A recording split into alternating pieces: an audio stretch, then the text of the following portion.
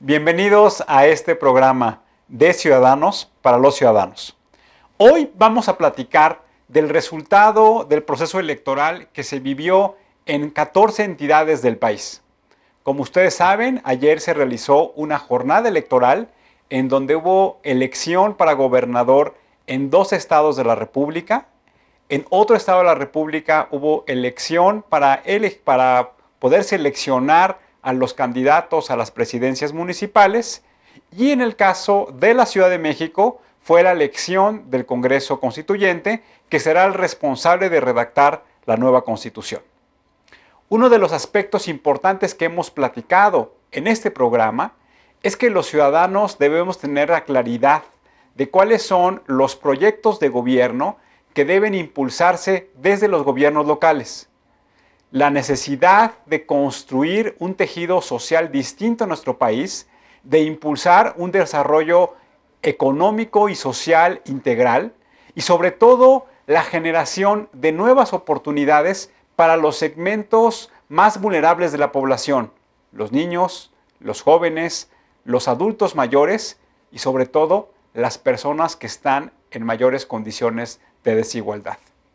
Es por ello que el resultado del proceso electoral de ayer, que vamos a comentar con la invitada del día de hoy, una organización de la sociedad civil México Cómo Vamos, a través de su directora general, lo que nos va a permitir y reflexionar el día de hoy es cuáles son las expectativas de crecimiento económico, cuáles son los principales indicadores en materia de gobernabilidad, de seguridad, de deuda estatal, de cumplimiento del gasto público que tendrán y que tienen esas entidades federativas del país, y sobre todo cómo podemos visualizar el futuro de los habitantes y de los ciudadanos de esas regiones del país.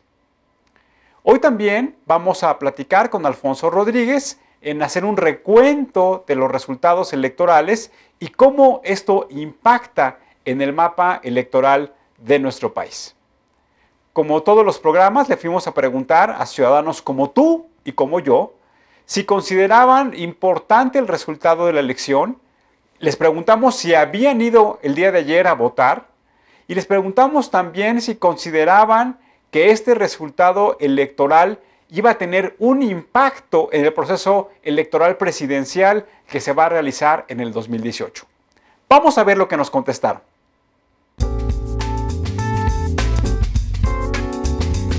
Sí. No. Bueno, la verdad es que el tanto partido como que ya no es creíble lo que prometen, lo que comentan, entonces, pues la verdad no hay motivación, digámoslo. Las elecciones del día de ayer fueron para el constituyente de aquí de la Ciudad de México, ¿no? Pero yo soy del Estado de México, entonces pues no pude participar. No. ¿Por qué? Porque para mi punto de vista no tiene caso votar por los políticos de hoy en día. Hacen lo que quieren de todas maneras, todo es una mafia, y pues eso de vender el voto o votar por una persona, pues no le tengo confianza a nadie. Tú votas porque le tienes confianza realmente. Entonces, como no le tengo confianza a nadie, pues no puedo votar. Sí tenía bastante información, pero porque la había investigado, no porque te lo facilite así como los medios. Pues en realidad no. Sí. Estaba escuchando las noticias en la mañana y más o menos, pero no le puse mucha atención. Sí. Algunas que otras sí, la mayoría de los estados estuve viendo un poco en televisión que había elecciones en varios estados, pero pues no tomé mucha atención. Ahora sí que creo que todo el mundo estuvimos informados sobre las elecciones que se llevaron a cabo, ¿no? Fueron 10 elecciones a nivel gobernatura y pues una de las más importantes, sin restarle importancia a las anteriores, la elección de aquí del constituyente de la Ciudad de México, ¿no? Sí.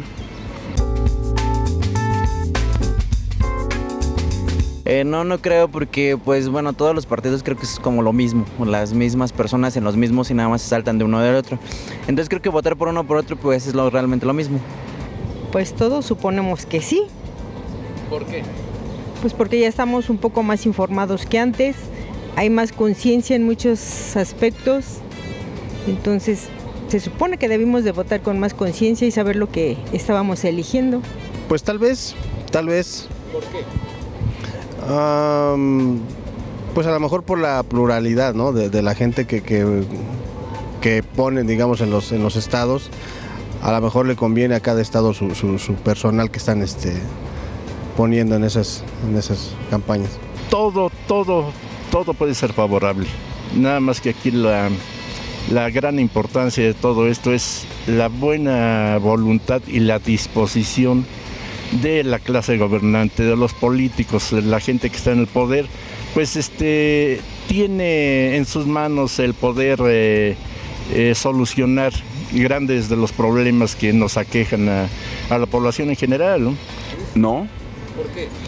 Porque mira, en muchos hubo una transición, más sin embargo, pues es PAN con lo mismo. El PAN gobernó 12 años y no hizo nada. Ahorita, según lo que yo vi en la mañana, las tendencias están ganando el PAN. Más sin embargo, pues el ser político equivale a no tener criterio, no tener ética. Simplemente vas a enriquecerte. Una persona que va a enriquecerse del pueblo, pues desafortunadamente no tiene algo que aportarle al pueblo. Pues bueno, yo creo que ya se está derrocando como que al partido más viejo, entonces yo creo que eso sí va, como que la gente lo va a tomar en cuenta y ya no va a votar por ese mismo partido, por el PRI, y es lo que yo creo. Pues si vemos que ya hubo un cambio, señas de que sí, ya la gente ya está participando con más conciencia. Entonces tendrás que tener más conciencia para elegir mejor quién nos va a gobernar por los próximos 6 años. Esperemos que sea favorable, ¿no? Esperemos que el impacto sea positivo para que pues la gente recupere la confianza, ¿no? La confianza en nuestros gobernantes, que finalmente es lo que queremos, ¿no? Es lo que esperamos la mayoría de la población, tanto del Distrito Federal como de las entidades federativas aquí en el país, ¿no? Que pues vamos, las cosas cambien para bien, ¿no?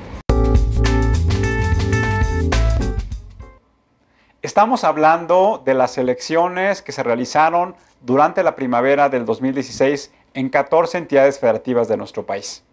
Nos llama mucho la atención las respuestas que nos hicieron nuestros amigos el día de hoy que los entrevistamos en la calle, en donde claramente lo que nos mencionan es que consideran que no tuvieron la información adecuada para poder fundamentar su voto. También nos platican el desánimo, la falta de confianza, que es una constante que observamos y que escuchamos de muchos ciudadanos sobre los partidos políticos, pero también sobre la participación del proceso electoral. También nos llamó mucho la atención que mencionan que el proceso electoral presidencial que tendremos en el 2018 no podrá, desde su punto de vista, tener muchas diferencias con el proceso actual del 2016, en virtud que serán los mismos jugadores, es decir, los mismos partidos políticos, los que estarán participando, y claramente no vislumbran que las condiciones en las que se llevan los procesos electorales cambien de aquí a los próximos 2 años. Y eso nos lleva entonces a reflexionar cuáles son los cambios institucionales que requiere nuestro país para poder respaldar con confianza en las instituciones, es decir, en los procesos electorales, en la actuación de los gobiernos federales y locales, en la toma de decisiones públicas, en la construcción de iniciativas de leyes y aprobación de esas leyes desde el Congreso, para que de esa manera nuevamente la política tenga el valor que los ciudadanos están demandando. Y para ello vamos a platicar, como todos los programas, con Alfonso Rodríguez. Alfonso, ¿cómo estás? Muy bien, Tulio. ¿Tú qué tal? ¿Cómo estás? Gusto saludarte, Alfonso. Igualmente. Vamos a platicar de cómo se visualiza la nueva correlación entre las posiciones que tienen los partidos políticos al conocer los resultados que se han venido presentando en lo que se conoce como técnicamente el programa de resultados preliminares de cada uno de los organismos locales electorales en donde se llevaron a cabo este proceso. ¿Qué nos puedes platicar, Alfonso, de este proceso que se vivió el día de ayer, en donde hubo elección para 12 gubernaturas? Pues sí, primero platicando de las 12 gubernaturas, Tulio, pues son como resultados sorprendentes. Pareciera que las encuestas se equivocan una vez más y que ahora lo que pareciera ser que el PRI hubiera ganado la mayor parte de las gubernaturas se convierte en un triunfo casi avasallador del Partido Acción Nacional. Ahora, yo quisiera nada más hacer una precisión. Mencionabas, las encuestas se equivocan nuevamente. Yo diría que en algunas entidades federativas el resultado es muy similar a lo que varias casas encuestadoras nos propusieron. Pienso que en los estados como el caso de Chihuahua, como el caso de Durango, como es el caso de Aguascalientes, ahí se planteaba que, de acuerdo al cálculo probabilístico que hacían, de acuerdo al diseño de las muestras que habían presentado esas casas encuestadoras, existía una diferencia importante, una diferencia que no necesariamente conllevaba a que se pudiera declarar virtualmente a un candidato como probable ganador. Me parece que eso sería importante que lo precisáramos, Alfonso. Sí, yo hablaba de las encuestas previas de las casas encuestadoras que hacían alusión a que el PRI iba a ser el gran ganador de esta elección y que pues hoy estamos viendo con los resultados preliminares pues que no es así. Y claramente aquí cuando les hemos preguntado a amigos encuestadores qué sucede cuando se llevan a cabo esos resultados, es decir, recordemos que siempre las encuestas que se presentan antes de que se lleve a cabo el proceso electoral, son encuestas que más o menos se levantan entre 15 a 20 días antes del proceso electoral. Y eso conlleva entonces a que los cierres de campaña, a que algunos eventos externos e incluso en que algunos votantes oculten su verdadera intención de voto. Y eso lo que demuestra entonces es que es importante generar otros instrumentos que permitan identificar cuál es el estado de ánimo de la población cuando se lleva a cabo el proceso electoral. Eso me parece que es muy relevante. Hoy el instrumento bajo el cual se está midiendo la intención de voto, pues claramente es la encuesta, pero también hay otros instrumentos en términos estadísticos, en términos metodológicos, que permiten identificar el estado de ánimo del votante y que por lo tanto se puede prever con mayor probabilidad la posibilidad de un voto oculto o de un voto que no está siendo manifestado tal cual como va a ser plasmado en la boleta electoral. Si quieres vamos a presentarles, Tulio, si te parece, a los televidentes los resultados de los cómo quedaron las elecciones de estos dos estados. Por favor, Alfonso. Si nos pueden poner la gráfica, por favor. Sí, aquí vemos que, por ejemplo, estados que antes gobernaba el PRI, lo que está diciendo esta gráfica es cuáles son los estados que hoy ganaron las elecciones. Y, por ejemplo, tenemos en Chihuahua, que antes estaba gobernada por el PRI, ahora con los resultados, cabe la pena ser muy preciso que son resultados preliminares, con los resultados preliminares este sería el mapa y en este caso sería gobernado por el PAN, Chihuahua, también ese es el caso de Durango, es el caso de Tamaulipas, es el caso de Quintana Roo, Veracruz y Tlaxcala. Por el otro lado tenemos por Sinaloa, sigue gobernando el PRI, Zacatecas, el PRI recupera ese estado que había sido gobernado por el PRD. Perdón que te interrumpa, Alfonso, para hacerlo también con mucha precisión. En el caso de Tlaxcala, entiendo que el PREP establece como posible candidato ganador al representante de la alianza del Partido Revolucionario Institucional. Es correcto. Es una elección en donde participaron dos mujeres, una por parte del PAN y otra por parte del PRD. Y pareciera ser que el posible triunfador es el candidato hombre que representa al PRI. Aunque hoy por la cercanía que hay en las cifras, parece que todavía está muy cerca las cifras para poder decretar a un ganador preliminar. Nos vuelven a poner la gráfica para continuar platicando de esto.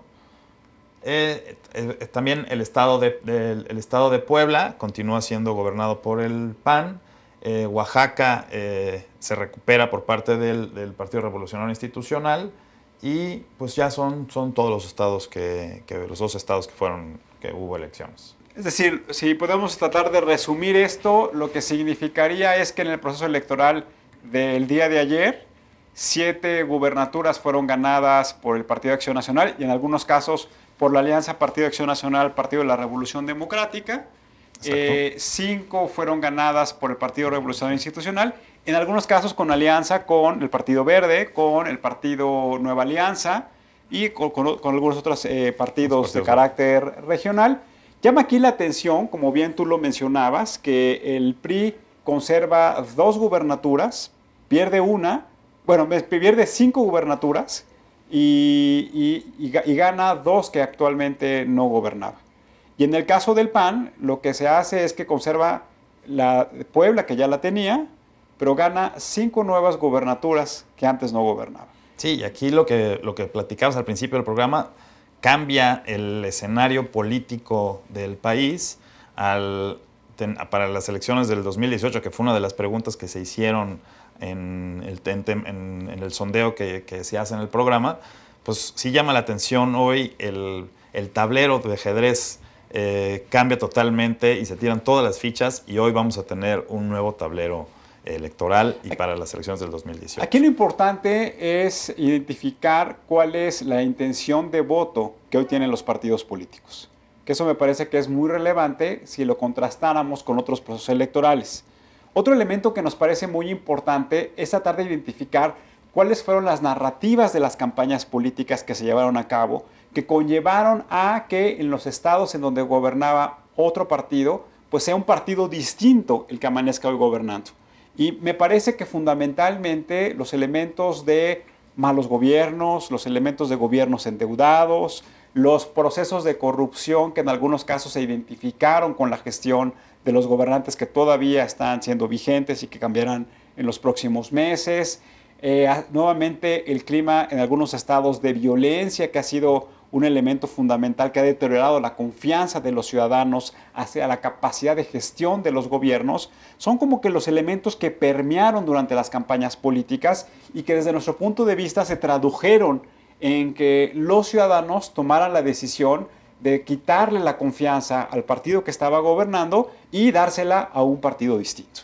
Sí, eso llama muchísimo la atención. Es una reacción como de hartazgo de los ciudadanos, así para hacer como una síntesis, una acción de hartazgo de los ciudadanos como un voto de castigo a, como tú bien decías, a los gobiernos que no han dado los resultados y no han cumplido las expectativas de los ciudadanos, y que hoy, pues votando por una opción distinta, los ciudadanos piensan que pueden solucionar mejor sus problemas. Y creo que aquí lo importante es que los ciudadanos hoy reflexionen que al haber elegido a un partido distinto no necesariamente garantiza, como bien tú lo apuntas, que las condiciones de vida de las familias, que las condiciones económicas en donde se desenvuelven las empresas y las instituciones van a cambiar. No significa que el día de mañana, porque vote A o porque vote B, va a transformarse la realidad.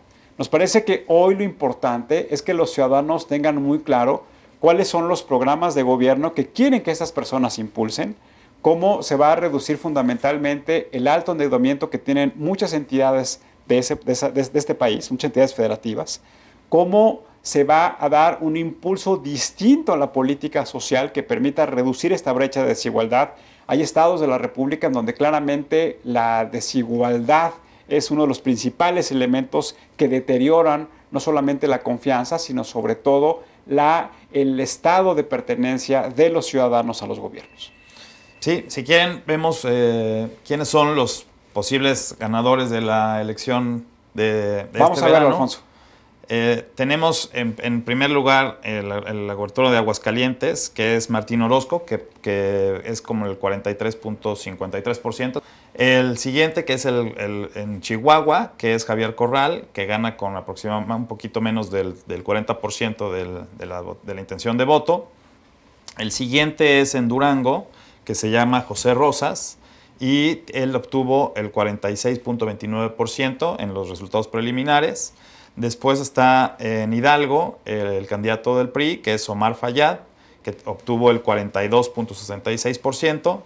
Después está en el estado de Oaxaca con el 31.95%, Alejandro Murat, también del PRI. Y en Puebla está Antonio Gali con el 45% de la intención del voto. En Quintana Roo, Carlos González con el 45% también de intención del voto. En Sinaloa está con el 41% Quirino Ordaz. Y en Tamaulipas con el 50% está Francisco J. García. En Tlaxcala está todavía ahí muy cerca de ver quién es el ganador. En Veracruz con el 34% Miguel Ángel Yunes. Llama aquí la atención que las dos entidades de la República en donde hay gran desigualdad fueron nuevamente ganadas por el PRI, el caso de Oaxaca y el caso de Hidalgo. Llama la atención que en el caso de Oaxaca fue una elección de tercios, como en el caso de Veracruz, en donde los candidatos estuvieron alrededor entre los 30 y los 27, 28% de intención de voto. Y eso entonces lo que tendríamos que identificar ahora, una vez que esté concluido el PREP, es cómo es la integración de las cámaras locales que les permitan entonces a los gobernadores tener la capacidad de poder interactuar el Poder Ejecutivo Estatal con el Poder Legislativo Estatal, pues para llevar a cabo las iniciativas, pero fundamentalmente la aprobación del presupuesto y la aprobación de la cuenta pública. Nos parece que esa relación entre Ejecutivo local y cámaras locales es parte de la gobernabilidad local que debe seguirse construyendo en la relación, en la negociación, en la conversación y el diálogo que deben tener las diversas fuerzas políticas regionales en cada una de esas entidades. Otro de los datos, y viendo aquí la gráfica que estamos presentando, la mayoría de los candidatos que ganan por arriba del 40% de la intención del voto. Entonces, hoy tenemos elecciones que hubo una participación X, pero que los candidatos ganan con el 43%, o con el 40% aproximadamente de la intención del voto. Se me hace que eso, en términos de legitimidad de las personas, de los candidatos que triunfaron o que están posibles a entregarles su constancia de mayoría, pues me hace que es un buen porcentaje para tener una buena legitimidad y poder empezar a gobernar y poder, si tienen en contra sus gobiernos, sus congresos locales, pues poder tener a la ciudadanía que los respalda y poder tener iniciativas y poder cabildear en el Congreso. En resumen, Alfonso, para concluir con esta sección del programa, lo que podríamos mencionar es: hoy hay un partido político, es el Partido Acción Nacional, que retoma la senda del triunfo electoral ganando gobernaturas que antes no estaba gobernando. El Partido Revolución Institucional pierde 5 gubernaturas, lo que entonces llama la atención es un llamado a la actuación del gobierno federal y a la actuación de los legisladores de ese partido en el Congreso Federal. Llama también la atención que hoy las campañas electorales no atrajeron de manera importante la intención de voto de los ciudadanos. Sigue existiendo la percepción de que los procesos electorales son aburridos, únicamente están concentrados en las personas que tienen algún interés económico, político para participar en el proceso electoral y no necesariamente se convierte en un proceso electoral que atienda al llamado de los ciudadanos. Y eso me parece que en resumen es como podríamos identificar este proceso electoral de la primavera del 2016. Tulio, también comentarles del otro proceso electoral que hubo, que fue en la Ciudad de México y que fue el tema de la Asamblea Constituyente. Ahí hubo una muy baja participación de los ciudadanos, con el 28% de la participación, y también el voto de los partidos políticos. Hoy estaba a prueba el tema de las candidaturas independientes, y vemos que solamente un candidato independiente obtuvo un lugar en la Asamblea Legislativa. Los demás se van a repartir de manera proporcional, como lo platicamos en el programa pasado, a los partidos políticos. Y parece que aquí el gran triunfador es Morena y le continúa el PRD. Alfonso, muchas gracias como siempre por acompañarnos. Que estés muy bien, Tulio. Hasta luego. Vamos a regresar con Valeria Moy, directora general de México ¿Cómo vamos? Vamos a platicar de cuáles son las perspectivas que tienen las entidades federativas en donde hubo proceso electoral, y también vamos a tratar de identificar cuáles son los retos que tiene nuestro país en términos de diseño institucional que permita fundamentalmente estar orientados a recuperar la confianza de los ciudadanos, pero sobre todo a incorporar una calidad de mayor gestión por parte de los gobiernos locales. Regresamos. Estamos hablando del proceso electoral de la primavera del 2016 y, como lo mencioné al inicio del programa, hoy nos acompaña una organización de la sociedad civil, México ¿Cómo vamos?, que trabajó en los últimos meses en dar información a los electores de cuál era el estado de situación de cada una de las entidades federativas en las que se iba a llevar a cabo un proceso electoral para seleccionar a un nuevo gobernador. Nos acompaña su directora general, Valeria Moy. Valeria, ¿cómo estás? Gracias por acompañarnos. Muchas gracias, Tulio. Encantada. Valeria, pues el trabajo que ha hecho México ¿Cómo vamos? Es siempre de dotar de información al ciudadano para que pueda tener la posibilidad de tomar mejores decisiones. Y eso me parece que es un ejercicio que eleva la calidad de la democracia. Esa es la idea. No sé si lo logremos, pero esa es la idea. Lo que nosotros hacemos en México, ¿cómo vamos? Es poner en la mesa, poner a la mano toda la información económica disponible de los estados, de todos los estados, y ahorita en este proceso electoral, específicamente de los estados que vieron elecciones, pero es información, y eso me interesa recalcarlo, que es pública, que no es que sea que nosotros tengamos información privilegiada, ni que hagamos estudios demasiado sofisticados. Lo que tenemos es información pública y la presentamos de forma condensada y más sencilla para que el ciudadano común y corriente, es decir, nosotros, podamos tomar las mejores decisiones. O sea, en términos prácticos es una monografía. Es una monografía de los estados. Como que los niños corrían a comprarla. Exacto, a la papelería. Exactamente. Y en esta visión de ver cómo vamos, en esta identificar cómo estaba la evolución económica y social de estas entidades federativas, ahora que hicieron este análisis, ¿cómo estaba la fotografía antes del proceso electoral? Mira, es que es muy curioso, porque lo que nosotros hicimos ahora, justo a la luz de las elecciones, tomamos dos fotos, ¿no? Tomamos la foto al inicio de la administración que está saliendo ahorita y la foto ahorita, la foto cuando sale, ¿no? O sea, para poder evaluar la calidad del gobernador. Para poder contrastar el inicio de la administración con el fin de la administración. Todo a la luz de los nuevos gobernantes que empezarán próximamente sus mandatos. Entonces, lo que hicimos fue contrastar los indicadores clave con los que nosotros trabajamos, que son crecimiento económico, informalidad, creación de empleo formal, desigualdad, otra serie de indicadores, para poder ver cómo han evolucionado. Y esa es la radiografía que hemos estado presentando últimamente de forma muy continua en medios, para que la gente, los electores, los ciudadanos nos demos cuenta de qué ha pasado en estos estados en elecciones, pero en realidad lo puedes ver del estado que tú quieras, en el momento que tú quieras, a la luz de las elecciones que tuvieron lugar ayer, ¿no? ¿Y encontraste en alguna entidad federativa algún indicador que dijeras, oye, claramente se deterioró en estos 6 años de gobierno local? Mira, encontramos, la verdad es que es interesantísimo lo que uno encuentra, porque si bien, como te decía, no son datos ocultos ni datos misteriosos, hay muy poca difusión de la información. Entonces, nosotros, por ejemplo, al hablar de Veracruz, que es uno de los estados que me parecen a mí críticos del país, lo que vemos es, en todos los indicadores que nosotros revisamos, un deterioro continuo y constante cada año de absolutamente todos sus indicadores económicos. Entonces, cuando hablamos de crecimiento económico, Veracruz fue el estado que menos creció de los estados que tienen elecciones y el segundo que menos creció después de Campeche, que en los últimos 5 años, que Campeche evidentemente trae un problema a raíz de la situación petrolera, ¿no? Es una economía muy pequeñita. Campeche es un outlier. Campeche lo podrías quitar dada su dependencia petrolera, ¿no? Es correcto. Pero quitando Campeche, Veracruz es el estado que menos ha crecido en los últimos 5 años, ¿no?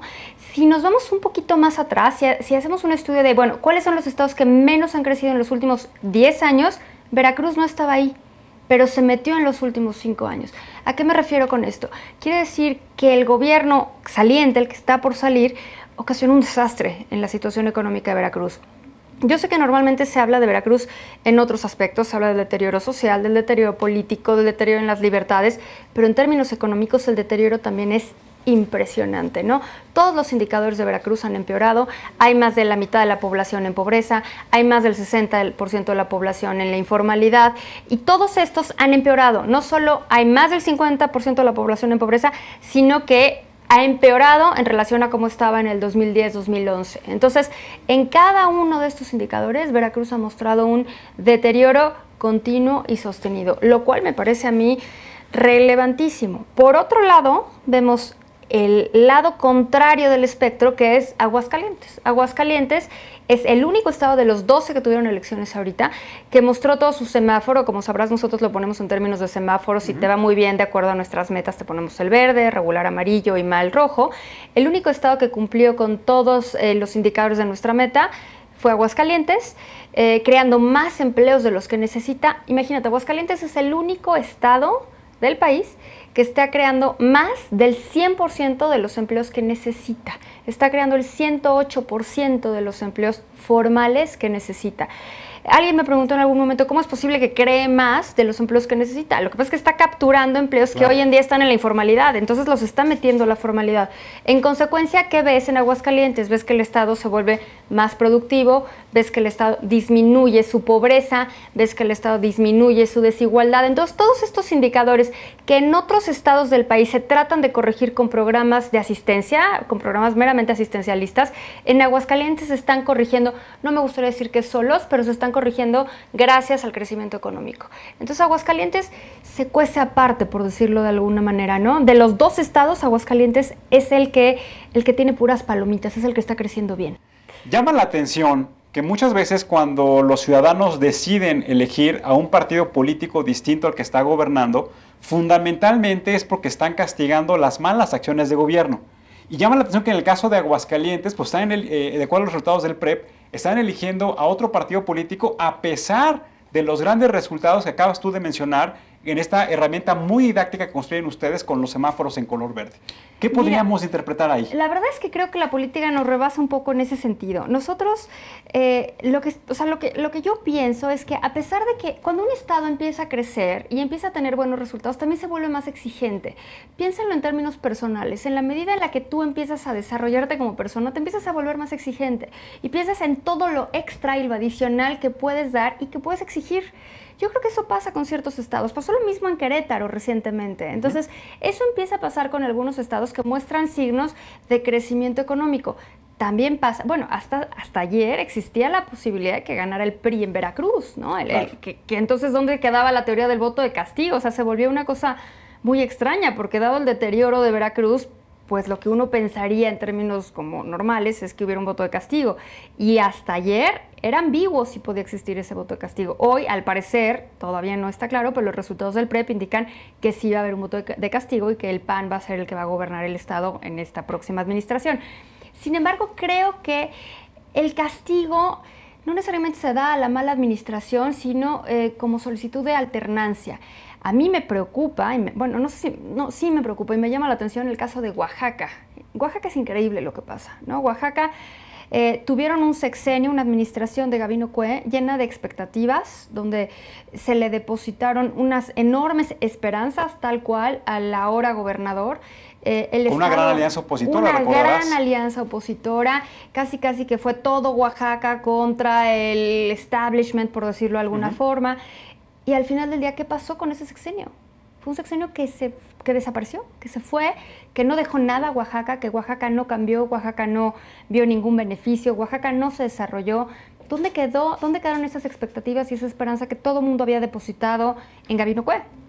¿Qué pasó hoy en día? Regresa Murat. Bueno, hay que ver qué pasa con el PREP finalmente, pero todo parece indicar que el ganador será Alejandro Murat, hijo del otrora gobernador Murat también, ¿no? ¿Por qué pasa eso? La verdad es que me rebasa, ¿no? Sinceramente me rebasa porque Oaxaca es uno de los estados más pobres, si no es que el más pobre del país. Todos sus indicadores han sido bastante negativos. Oaxaca, imagínate, el 75% de la población ocupada de Oaxaca lo hace en el sector informal. 3/4 partes del mercado laboral es informal. En esas condiciones, ¿cómo vamos a tener un mercado productivo? No hay forma de tener un mercado productivo. Y que entiendo que en el sector formal casi toda la población está contratada en el gobierno estatal y en los gobiernos locales. Bueno, entonces dime, ¿no? ¿Y qué pasó? ¿Ya hubo una alternancia? ¿No? ¿Qué pasó en la alternancia? No pasó nada en la alternancia. Y entonces regresa al establishment previo, ¿no? Entonces se vuelve a mí la verdad es que Oaxaca me preocupa, casi que te diré que Oaxaca me duele, porque es uno de los estados que yo considero, en términos personales, y esta sí es mi opinión, uno de los estados más bonitos del país.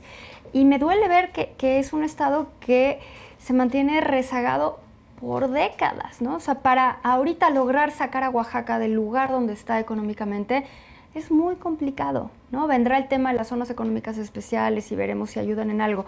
Pero la situación de Oaxaca yo creo que ya es crítica. Te pueden dar el dato de crecimiento económico y Oaxaca ha crecido. Entonces podrías decir, mira, pues Oaxaca está creciendo. Sí, pero está creciendo porque Oaxaca es uno de los estados que más remesas recibe. Entonces, crecimiento artificial. Gente, pues mira, no sé si sea artificial o no, pero Oaxaca es un estado expulsor de gente, entonces expulsa gente y luego recibe los recursos que estas personas envían del extranjero en forma de remesas. De esta forma, el consumo se dinamiza. Pero al final del día, estructuralmente Oaxaca no ha cambiado. Y Oaxaca es un estado que tiene todo el potencial de crecer. Sin embargo, lleva décadas mantenido en una situación de rezago que es abismal, ¿no? Los estados del norte tienen una dinámica distinta a los estados del sur. Tenemos el ejemplo de la elección en Durango, en Chihuahua y en Sinaloa. ¿Qué nos puedes platicar de estos estados? Radicalmente tenemos dos Méxicos, ¿no? Bueno, yo diría casi que 32, ¿no? O sea, cada estado se comporta verdaderamente distinto, pero sí, si queremos generalizar, podemos partir el país como en dos, que no me gusta hacerlo, pero hay que hacerlo, porque sí, sus dinámicas de crecimiento son verdaderamente distintas. O tal vez, perdón que te interrumpa, tal vez en tres, porque yo creo que la dinámica que está teniendo los estados del Bajío, que están muy asociados con este crecimiento de la industria automotriz, de esta industria manufacturera, pues también está llevando, y tú que eres economista. Desde luego, algunos del norte están pegados en esa dinámica, ¿no? El tema con los estados del norte es que están pegados a Estados Unidos, y esa geografía cambia su vocación. Antes de entrar a platicar aquí al aire contigo, platicábamos un poquito de la vocación. Yo no sé a ciencia cierta qué es la vocación de los estados. Sí creo más bien que hay ventajas comparativas y a lo mejor eso es el sinónimo de vocación, claro, tal vez. Y creo que la vocación o la ventaja comparativa de los estados del norte es que están cerca de Estados Unidos y en ese sentido se pueden integrar de mejor manera a las cadenas productivas, a las cadenas de valor y entonces pueden manufacturar, pueden exportar y entonces tienen otra dinámica, ¿no? Sin duda es una cuestión radicalmente distinta a lo que pasa con los estados del sur, pero también tienen otra problemática, tienen problemas distintos a los que tienen los estados del sur. El problema de Tamaulipas es particular, no tienen un tema de violencia y narcotráfico sustancial. Sinaloa también tiene un tema de narcotráfico, pero desde luego están en una dinámica diferente. No hablemos ahorita de Nuevo León, que si bien Nuevo León no tuvo elecciones, pues es uno de los estados que ha sido más dinámico en los últimos años, ¿no? Ahora, el Bajío también lo podemos analizar aparte de, hace un momentito hablamos de Aguascalientes. Aguascalientes es el estado que más ha crecido en los últimos 5 años, si lo analizamos nada más de los que tuvieron elecciones, ha crecido el 5.5%, que es sustancialmente mayor al 2.9% al que ha crecido el país en su conjunto, y se debe básicamente a la integración de las cadenas productivas, es decir, a la industria. Y aquí me gustaría regresar al tema de la vocación. Si tú hace 20 años analizabas la vocación productiva de Aguascalientes, era un estado agrícola con una producción muy menor, industria, servicios primarios, era un sector primario, perdón, era una industria muy enfocada ahí. Sin embargo, tomaron una decisión, dijeron, a ver, ¿qué vamos a hacer? ¿Qué hacemos con esto? ¿Qué hacemos para que el estado crezca? Y se integraron a las cadenas productivas protegidas en el buen sentido de la palabra por la reglamentación del Tratado de Libre Comercio. Y eso les permitió entrar a una dinámica de crecimiento automotriz y de industria que la han aprovechado y durante años. Y es ahorita cuando se empiezan a ver los resultados de estos años de ir sembrando industria, ¿no? No es que haya sido que la última administración haya sido maravillosa. Yo no le quito ningún mérito a la última administración, pero sin duda alguna los resultados de Aguascalientes no se deben únicamente a la administración más reciente, se deben a años de tomar decisiones y de programar industria, ¿no? Han tenido una visión de largo plazo, han tenido un esquema en donde pueden orientar el desarrollo, como bien tú lo apuntas, pueden articular las economías locales, pueden incorporar incentivos fiscales, pueden tener esta visión de cómo tienen que mejorar las condiciones de vida de las familias para que realmente la planta laboral que tienen ellos reúna las condiciones de las inversiones que están llegando. Exactamente, tienen un plan, a ver, ¿a dónde queremos llegar? Y para llegar allá, ¿qué tenemos que hacer? ¿No? Entonces, van formando, o sea, si tú quieres atraer, por ejemplo, industria automotriz, tú no puedes cambiar tu estado para atraer industria automotriz en un año. Tienes que ir sentando las bases para que poco a poco te hagas, o sea, hay que pensar que esa industria automotriz se la está peleando el mundo. No, claro. No es como que todos se quieran venir a poner Aguascalientes, o sea, es un mercado de inversión extranjera directa que se pelea el mundo. ¿Y a qué lugar van a ir? Al que le da las mejores condiciones. Entonces, esas mejores condiciones no se dan en un año, ni en 2, ni en 3, ¿no? Tienes que ir poniendo el piso parejo para que los extranjeros y los nacionales, no solo los extranjeros, se quieran poner ahí. Un tema muy importante es el Estado de Derecho. El Estado de Derecho es fundamental y mientras no corrijamos Estado de Derecho en los estados del sur, no habrá zona económica especial que funcione si no lo tenemos muy en el radar y corregimos ese tema, ¿no? Déjame detenerme ese tema que creo que es muy importante, Valeria. Hoy hemos hablado, o se ha hablado mucho, de que se ha hecho un análisis de las vocaciones regionales de nuestro país. y un poco se dice, oye, pues el Bajío claramente una industria que está muy orientada a esa articulación de las cadenas productivas, el sur del país muy vinculado con la industria petrolera que hoy desafortunadamente no está viviendo sus mejores condiciones, tenemos el sur del norte, por llamarlo así, bueno, más los estados del sur en la parte norte como Tamaulipas y Veracruz, estados en donde están asentados los principales puertos industriales de nuestro país, en donde claramente el modelo de negocio, el modelo de gobierno debería estar orientado a cómo se articula toda la economía local, a la llegada y al fortalecimiento de esos puertos. Pero claramente no vimos hoy en los procesos electorales, no vimos en las campañas esta discusión con los ciudadanos por parte de los candidatos de cuál es la visión de futuro que deben tener los estados. A ver, aquí quiero jugar de abogada del diablo. ¿Lo has visto en alguna campaña, en algún momento? No. ¿No? Yo creo que las campañas siempre están jugando con la emoción, con el corto plazo, con lo que sientes ahorita, con lo que sientes 2 minutos antes de ir a votar, ¿no? Qué mejor ejemplo que todas las campañas que vimos, todas son cancioncitas, ¿no? Son pequeñas canciones que hoy ya no me acuerdo cuáles eran, pero hasta ayer era lo que oíamos todo el tiempo en el radio. ¿Qué proyecto de futuro había? Yo, al día de hoy, y eso que terminaron ayer, no me acuerdo de ninguna, claro. ¿no? Yo creo que eso es una característica usual de las campañas. No lo digo en el buen sentido, me parece lamentable. Es muy triste. Es muy triste, pero así es, ¿no? Creo que es un defecto, creo que pasa en todo el mundo. Me gustaría pensar que podemos algún día sobrepasarlo y tener una visión de más largo plazo.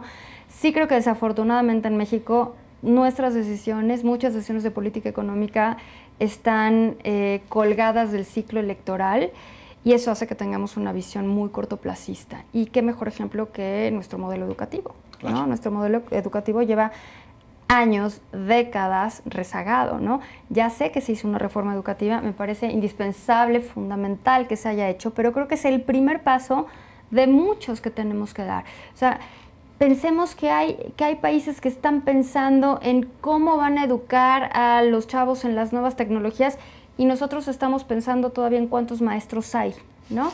Entonces, sí estamos, la verdad es que muchos años rezagados, ¿no? Y creo que pues en teoría un poco las zonas económicas especiales intentan, no sé si lo logren, pero van a intentar meter a estos estados del sur en alguna dinámica productiva mejor o por lo menos que los saque del rezago en el que se encuentran ahorita. Yo creo que una de las lecciones que tenemos de este proceso electoral es que claramente la política pareciera ser que está caduca.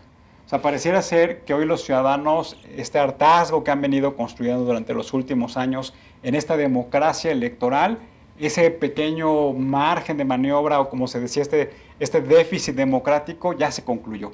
Hoy estamos ante el reto de que debe haber nuevos mecanismos institucionales para captar la confianza. Y eso no es a discusión. O sea, pareciera ser que, como bien tú lo decías, hoy los candidatos lo que buscaban más bien es decir, vamos a quitar al gobernante corrupto, vamos a llevar a cabo ese tipo de acciones sin fundamentar si realmente la deuda que tiene ese Estado le iba a permitir tener el margen presupuestal para poder llevar a cabo las inversiones y poder revertir la deuda. Y hoy claramente no tenemos esos elementos. Y me gustaría preguntarte, ¿ustedes en México cómo vamos? ¿Han identificado a través de la gran deuda que tienen muchos de los estados de la República en donde hubo proceso electoral, cuál es el verdadero margen de maniobra que tienen los nuevos gobernadores para impulsar nuevas inversiones y sobre todo un modelo económico distinto?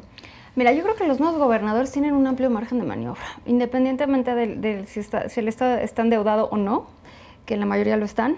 Pero hoy en día, gran parte de los proyectos productivos de los estados funciona un poco a raíz de, no sé cómo expresarlo, ¿no? Porque no quise decir la voluntad de los gobernadores, pero sí los proyectos de los gobernadores, ¿sí?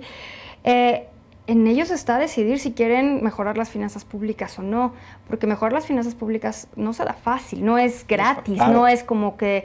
Pero, por ejemplo, a mí me llama mucho la atención, nosotros ahora en México, ¿cómo vamos? Que estuvimos analizando los estados con elecciones.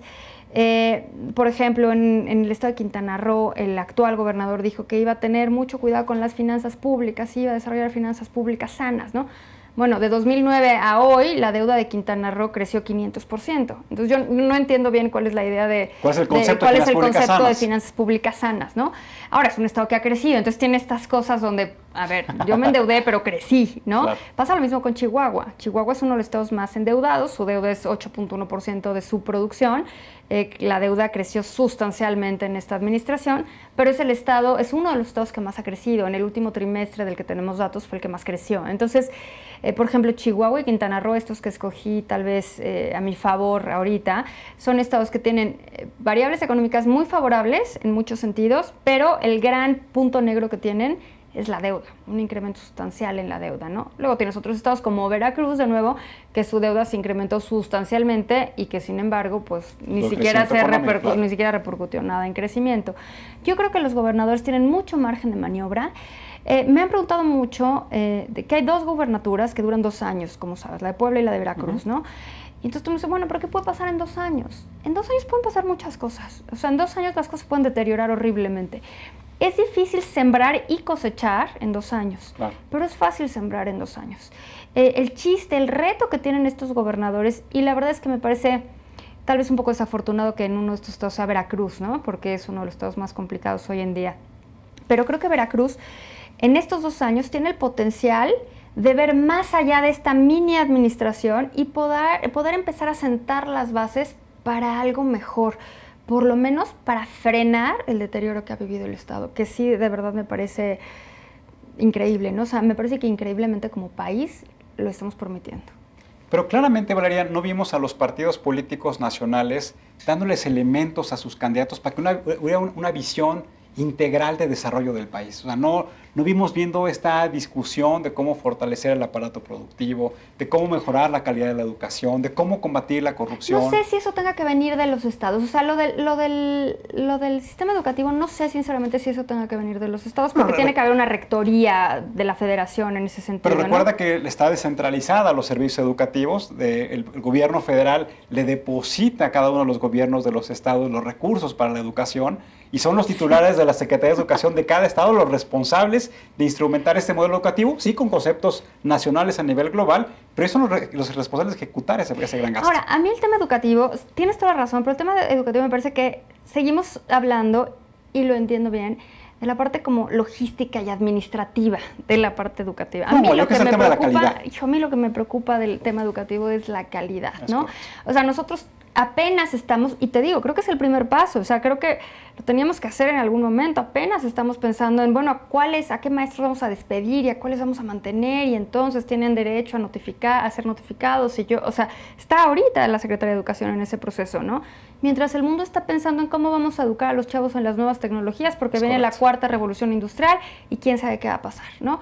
Nosotros, la 4ª revolución industrial nos va a llegar como tsunami, no nos vamos a dar ni cuenta. Ni nada vamos a ver. ¿No? Pero es que es triste, porque eso nos puede causar mucho daño. O sea, como país nos puede causar mucho daño, porque sí, no vamos a ver los beneficios, o solo un sector va a ver los beneficios. Nosotros la verdad es que todavía tenemos el bono demográfico, tenemos un país todavía muy joven, que deberíamos de poder aprovechar eso. Pero la única forma de poder aprovechar esa revolución industrial, este cambio tecnológico, es con la creación de capital humano.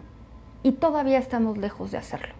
Eso me parece lamentable. Tampoco creo que tenga una solución rápida, ¿no? Sinceramente, me encantaría pensar que la hay, pero no lo creo. O sea, porque creo que cambiar el sistema educativo de raíz es bastante más complejo, ¿no? No únicamente por la resistencia propia de los sindicatos y demás que todos vivimos todos los días, sino estructuralmente. O sea, llevamos mucho tiempo rezagados en la forma que vemos el currículum educativo del país. Y claramente no está articulada con el aparato productivo del país. O sea, si regresamos al caso de Aguascalientes... Pero ahí regresas a una cosa donde no sé qué fue primero, ¿sabes? O sea, porque, por ejemplo, ahorita en el Bajío se están generando miles de ingenieros. O sea, México produce más ingenieros que Inglaterra, que España, que Alemania, ¿no? Estamos generando una cantidad impresionante de ingenieros en aeronáutica. Hace 10 años, si yo te hubiera dicho, uy, vamos a ser líderes en ingenieros en aeronáutica, claro, te hubieras reído como ahorita, ¿estás de acuerdo? Sí, claro. Y al final del día lo somos. ¿Qué fue lo que lo generó? En realidad creo que fue primero la creación de esta industria y en paralelo la creación de este capital humano. Y creo que puede pasar lo mismo con las zonas económicas especiales, si, solo si, están bien diseñadas. Pero tú lo acabas de mencionar correctamente, en paralelo. Es decir, que vaya a la misma velocidad, en el mismo momento y en el lugar adecuado. Que estemos listos para reaccionar, para tomar las oportunidades cuando vienen y no cuando nada más verlas pasar, ¿no?